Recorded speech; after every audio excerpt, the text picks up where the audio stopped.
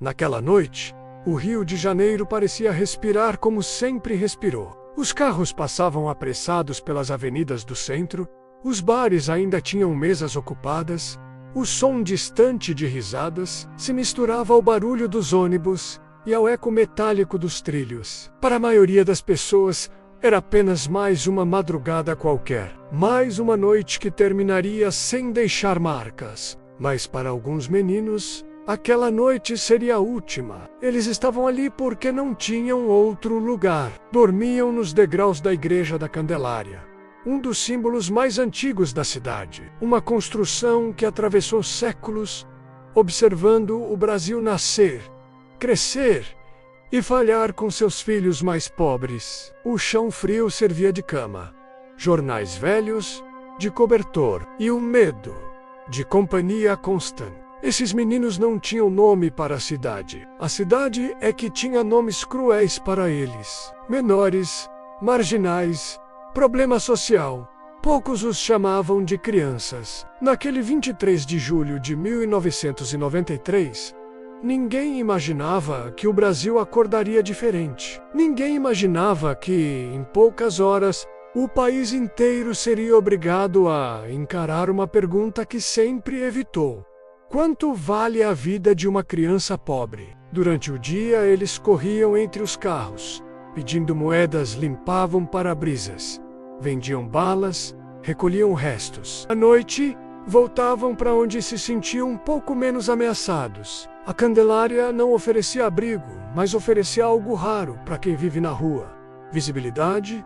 Ali havia movimento, havia luz, havia pessoas. E ainda assim, eles continuavam invisíveis. Ninguém perguntava seus nomes. Ninguém perguntava suas histórias. Ninguém perguntava seus sonhos. A maioria tinha fugido de casas marcadas por violência. Outros foram empurrados para fora pela fome. Alguns simplesmente nasceram em famílias que nunca tiveram escolha. O Estado não chegou. A escola não ficou. A proteção nunca existiu. Só a rua. E a rua ensina rápido, ensina coisas como desconfiar, ensina a dormir com o olho aberto, mas não ensina a escapar da morte. No início dos anos 1990, o Rio de Janeiro vivia uma escalada de violência. O medo dominava manchetes, conversas de bar, programas de televisão. A ideia do que o bandido bom é bandido morto começava a ganhar espaço, repetida sem pudor, sem reflexão, sem humanidade. E nesse discurso, os meninos de rua ocupavam o lugar mais perigoso possível. Eram vistos como ameaça antes mesmo de serem vistos como gente. Para muitos, eles não eram crianças em situação de abandono. Eram futuros criminosos. Eram erros que ainda respiravam. E quando uma sociedade começa a enxergar crianças dessa forma, a tragédia deixa de ser surpresa. Ela se torna consequência. A madrugada avançava lentamente. Alguns meninos dormiam. Outros conversavam em voz baixa. Abiarriçadas, tímidas piadas sem graça. Aquela tentativa frágil de esquecer a realidade por alguns minutos. Eles não sabiam. Não havia aviso. Não havia ameaça. Não havia chance. Por volta da meia-noite, carros passaram pela região. Nada em comum. Policiais circulavam constantemente pelo centro. Para aqueles meninos, a presença da polícia não significava segurança. Significava tensão. Eles já sabiam disso. Sabiam que fardas não garantiam proteção. Muitas vezes, significavam espancamento, humilhação, perseguição. Mas naquela noite, o que se aproximava era pior. Muito pior. O silêncio foi quebrado por tiros. Secos, rápidos, definitivos. Não houve tempo para correr. Não houve tempo para gritar. Não houve tempo para entender. Corpos pequenos caíram no chão da calçada. Alguns morreram na hora. Outros agonizaram. Alguns ainda tentaram fugir, feridos, sangrando, em desespero absoluto. A violência não foi aleatória. Foi execução. O som dos disparos ecoou pela praça, mas não ecoou na consciência de quem puxou o gatilho. Para eles, aquilo não era assassinato. Era uma espécie de limpeza. Quando o dia clareou, o cenário era impossível de ignorar. O sangue ainda marcava o chão. Os corpos haviam sido recolhidos, mas o horror permanecia. O Brasil acordou com a notícia da chacina da Candelária. 8 jovens mortos, 8 vidas interrompidas, 8 histórias que nunca seriam contadas do jeito que mereciam. As manchetes falavam em choque, as autoridades falavam em investigação, mas a sociedade quase nada falava sobre o assunto. Porque no fundo, muitos pensaram o que jamais admitiriam em voz alta. Eram só meninos de rua, eram crianças que já haviam sido abandonadas antes da morte, abandonadas pela família, abandonadas pelo Estado, abandonadas pela sociedade. A chacina não começou naquela noite. Ela começou anos antes, quando o país decidiu que algumas vidas valiam menos. A chacina da Candelária não foi um desvio, foi um espelho. Um espelho que refletiu o que acontece quando o abandono encontra o ódio, quando o preconceito encontra a arma, quando a indiferença encontra o poder. E essa história, ela está só começando. Quando o sol nasceu no dia seguinte à chacina, o país tentou acordar como sempre. As pessoas foram ao trabalho, os ônibus lotaram, as rádios tocaram música. A vida insistiu em seguir seu curso normal. Mas algo estava errado. Havia um incômodo no ar, um peso difícil de explicar. A sensação de que, dessa vez, não dava para fingir que nada tinha acontecido. O sangue ainda estava fresco demais. As vítimas eram jovens demais. O crime era explícito demais. A chacina da Candelária não permitia o silêncio confortável que tantos outros crimes contra pobres e negros sempre receberam. O mundo estava olhando. Nas primeiras horas, surgiram as versões oficiais, como quase sempre acontece em casos assim. Elas vieram cheias de cautela, palavras vagas e promessas genéricas. Estamos apurando, tudo será esclarecido, os culpados serão punidos. Mas havia algo diferente. Testemunhas começaram a falar. Pessoas que estavam na região afirmaram ter visto homens armados. Alguns usando veículos descaracterizados, outros agindo com a tranquilidade de quem tinha certeza da impunidade. E pouco a pouco, uma suspeita começou a se formar. Não eram traficantes, não eram ladrões, não eram justiceiros anônimos. Eram policiais. Para quem vive nas ruas, denunciar a polícia é quase uma sentença de morte. Ainda assim, alguns sobreviventes decidiram falar. Feridos, traumatizados, com marcas que jamais desapareceriam. Eles relataram o que viram naquela madrugada. Relataram a abordagem. Relataram os disparos.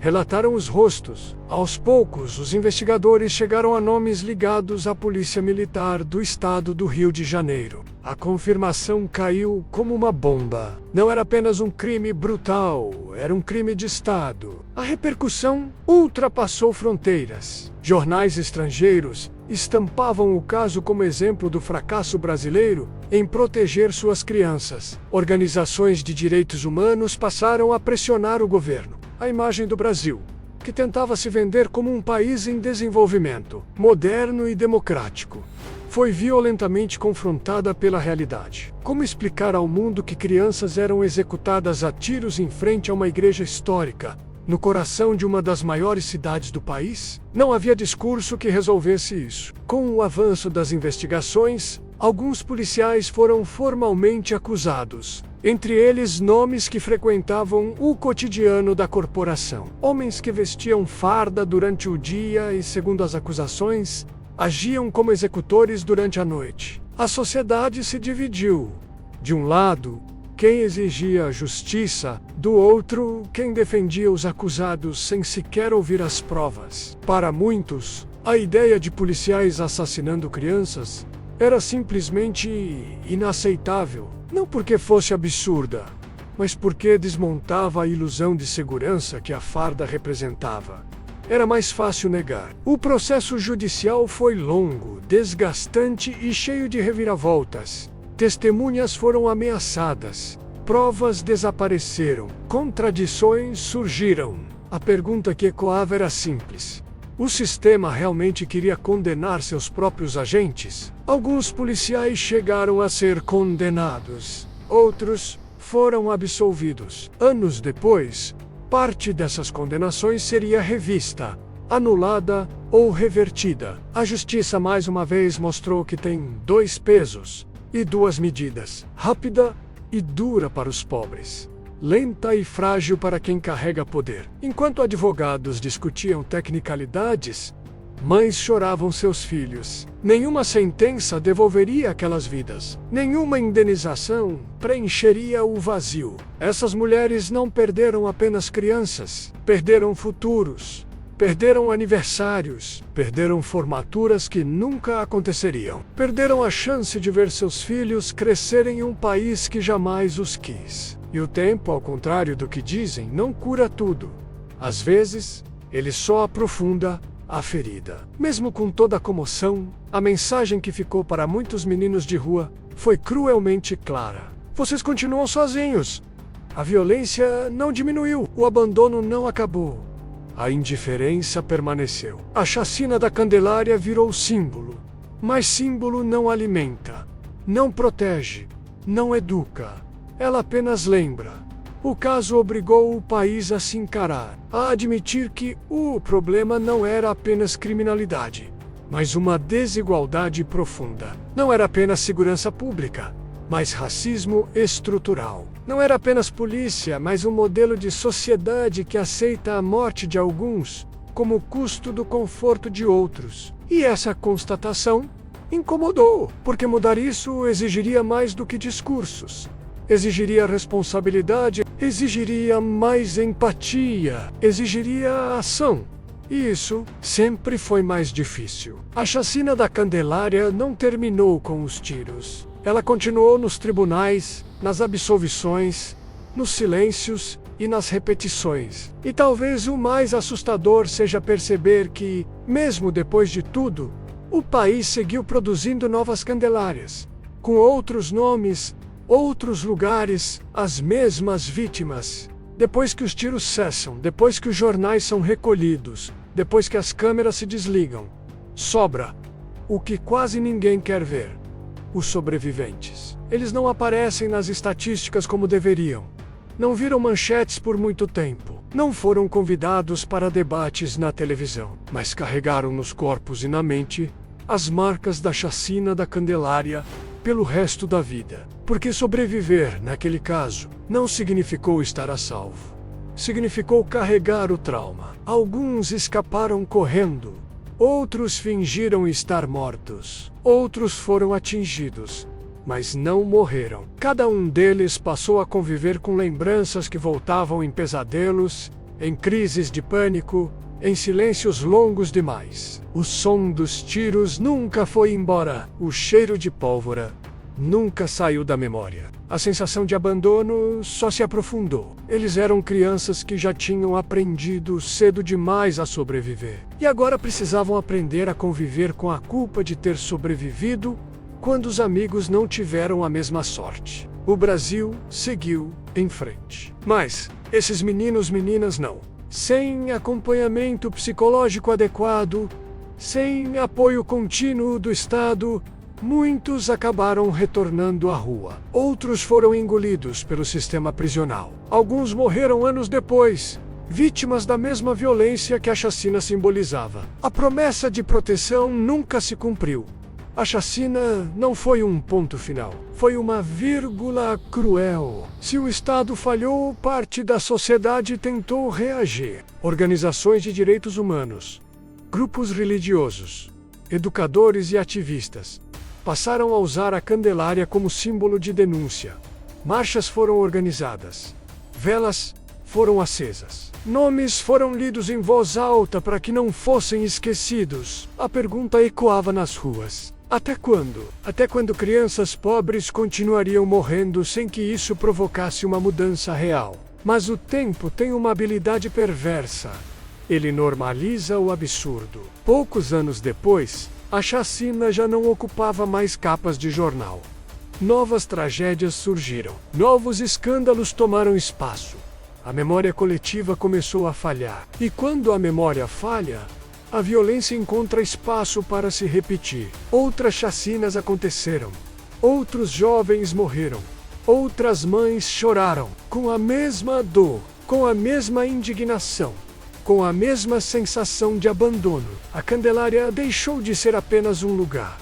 Tornou-se um marco. Um nome que carrega vergonha, luto e alerta. Ela representa o limite que uma sociedade ultrapassa quando aceita que algumas vidas são descartáveis. Representa o fracasso das políticas públicas. Representa o racismo estrutural que decide quem merece viver e quem pode morrer sem comoção. E, acima de tudo, representa a infância negada. Quem protege as crianças quando o perigo veste farda? Quem garante justiça quando o sistema protege seus próprios agentes? Quem se responsabiliza quando o esquecimento vira política? Essas perguntas continuam sem resposta. E talvez essa seja a herança mais cruel da chacina. A sensação de que nada mudou o suficiente para impedir que tudo aconteça de novo. Lembrar da Candelária não é apenas olhar para o passado. É um ato de resistência. É recusar a ideia de que aquilo foi um caso isolado. É afirmar que aquelas vidas importavam. Porque enquanto houver memória, há incômodo, e enquanto houver incômodo, há chance de mudança. O esquecimento, esse sim, é cúmplice da violência. A chacina da Candelária não vive apenas na história. Ela vive nas ruas, nos abrigos lotados, nos jovens sem futuro, nas estatísticas que insistem em crescer. E agora resta a pergunta final. O que o Brasil fez e deixou de fazer depois de tudo isso? 30 anos se passaram. E ainda assim, basta pronunciar o nome Candelária para que algo pesado atravesse o peito de quem lembra.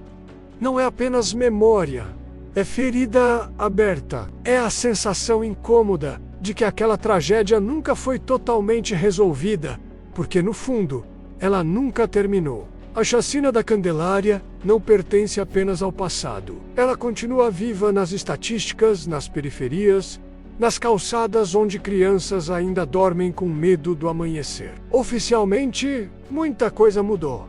Foram criados programas sociais. Novas leis foram discutidas. Discursos sobre direitos humanos ganharam espaço. Mas na prática, a mudança sempre foi lenta demais para quem vive com urgência. Crianças continuam nas ruas. A violência policial continua sendo denunciada. A seletividade da justiça continua evidente. O país aprendeu a falar melhor sobre o problema, mas ainda não aprendeu a resolvê-lo. Depois da Candelária, outras chacinas aconteceram em outros bairros, em outras cidades, com outras desculpas. Sempre o mesmo roteiro.